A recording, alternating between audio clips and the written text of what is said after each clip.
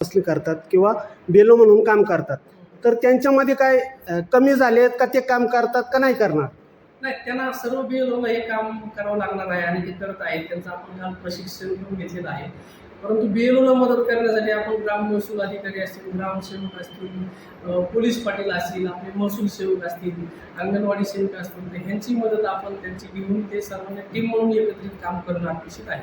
काही काही बेलो लोकांनी काम केलं नाही म्हणून त्यांच्यावर गुन्हे दाखल झालेले आहेत. 2 बेलोवरती गुन्हे दाखल झालेत.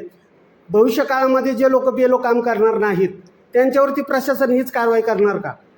नाही, आता आपण शासकीय नोकरी स्वीकारलेली आहे, त्याच्यामुळे आपल्याला शासनाने जे दिलेलं काम आहे ते करावं लागणार आहे. माझ्यासहित सगळे लोक ग्रामपंचायत सदस्य पदाचं आरक्षणाचे जाहीर आहे, तर त्याच्यामध्ये बऱ्याचशा गावांचं जे आरक्षण आहे ते डबल झालेले आहे. काही ठिकाणी आरक्षण पडलेलं नाही. एका प्रभागामध्ये 3-3 जनरलची सीट आहेत. याबाबत काय सांगाल? नाही, आता सध्या हा प्रोग्राम आहे. मी जी बैठक घेतली आहे ती आपण SIR बाबतीत घेतलेली आहे. परंतु ज्या ग्रामपंचायतच्या निवडणुकीच्या बाबतीत किंवा याच्या बाबतीत असेल तर त्यांनी त्या विहित कालावधीत हरकती नोंदवाव्यात.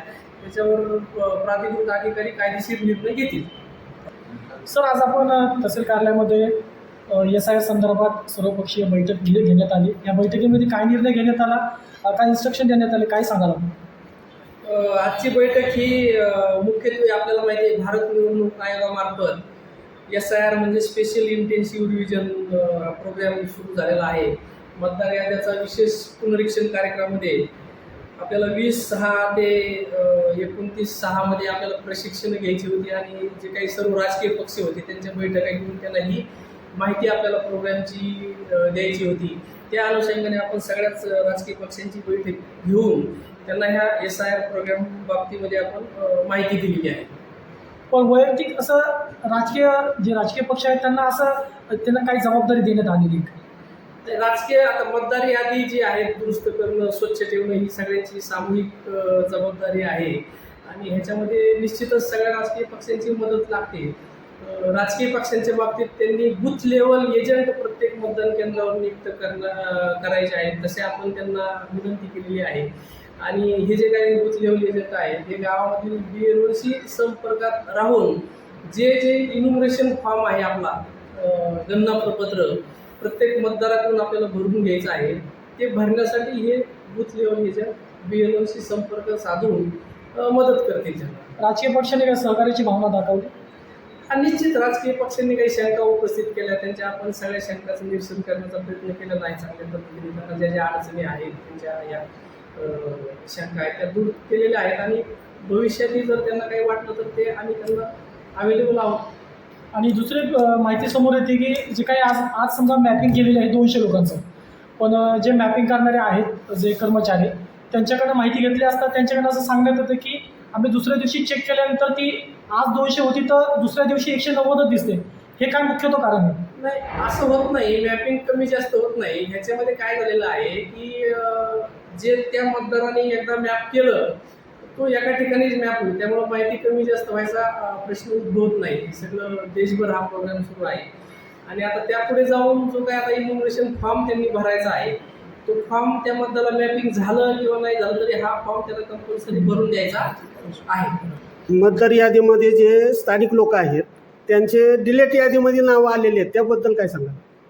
नाही, आता ही यादी पूर्णतः नवीन तयार होणार आहे, तर त्यांचं यादीत नाव असो किंवा नसो फॉर्म भरून त्याला कंपल्सरी द्यायचं आहे. आणि मी जो प्रोग्राम आता तुम्हाला थोडक्यात ह्याच्यामध्ये सांगतो म्हणजे सर्व मतदारांना पण माझी विनंती आहे, आपण BLOला हा फॉर्म भरून द्यायचा आहे आणि 30/6 ते 29/7 पर्यंत BLO हे घरोघरी भेटी देणार आहेत, सगळ्या मतदारांच्या संपर्कात राहणार आहेत आणि 5/8/26 ही प्रारूप मतदार यादी प्रसिद्ध होणार आहे.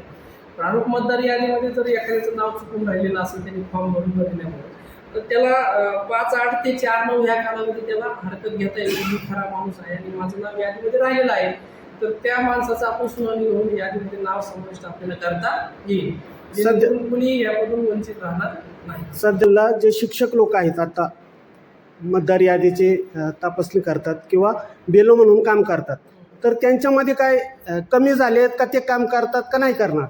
नाही, त्यांना सर्व BLOला हे काम करावं लागणार आहे आणि ते करत आहेत. त्यांचं आपण काल प्रशिक्षण पण घेतलेलं आहे. परंतु BLOला मदत करण्यासाठी आपण ग्राम महसूल अधिकारी असतील, ग्रामसेवक असतील, पोलीस पाटील असतील, आपले महसूल सेवक असतील, अंगणवाडी सेवक असतील, तर ह्यांची मदत आपण त्यांची घेऊन ते सर्वांनी टीम म्हणून एकत्रित काम करणं अपेक्षित आहे. काही काही BLO लोकांनी काम केलं नाही म्हणून त्यांच्यावर गुन्हे दाखल झालेले आहेत. 2 BLOवरती गुन्हे दाखल झाले आहेत. भविष्य काळामध्ये जे लोक BLO काम करणार नाहीत त्यांच्यावरती प्रशासन हीच कारवाई करणार का? नाही, आता आपण शासकीय नोकरी स्वीकारलेली आहे, त्याच्यामुळे आपल्याला शासनाने जे दिलेलं काम आहे ते करावं लागणार आहे. माझ्यासहित सगळे जो काम करणार नाही त्याच्यावर निश्चित कारवाई होणार. पण असं होणार नाही, मला खात्री आहे. सगळे BLO निश्चित काम करतील. हे राष्ट्रीय काम आहे, सगळ्यांनी याच्यामध्ये सहकार्य करणं अपेक्षित आहे. समजा सर मतदार यादीमध्ये अगोदर कोणाचं नाव साजिद असेल तर आता वाजिद आहे, तो जो फॉर्म दिलेला आहे तो फॉर्म भरून देताना वाजिद लिहायचं का साजिद लिहायचं? फॉर्ममध्ये आपलं जे बरोबर नाव आहे ते त्यांनी द्यायचं आहे आणि त्यासोबत त्यांनी पुरावा अगोदरचं की द्यायचा. आत्ताचं? आत्ताचं जे बरोबर आहे ते त्यांनी नाव द्यायचं आणि त्याच्यासोबत आवश्यक जो पुरावा आहे त्याचा तो जोडायचा बरोबर नावाचा. ग्रामपंचायत सदस्य पदाचं आरक्षणाची जाहीर केलेलं आहे.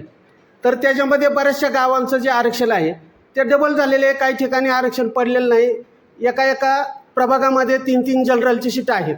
तर या संदर्भात बऱ्याचशा लोकांनी हरकती नोंदवलेल्या आहेत. याबाबत काय सांगाल? नाही, आता सध्या हा प्रोग्राम आहे. मी जी बैठक घेतली आहे ती आपण SIR बाबतीत घेतलेली आहे. परंतु ज्या ग्रामपंचायतच्या निवडणुकीच्या बाबतीत किंवा याच्या बाबतीत असेल तर त्यांनी त्या विहित कालावधीत हरकती नोंदवाव्यात. त्याच्यावर प्राधिकृत अधिकारी कायदेशीर निर्णय घेतील.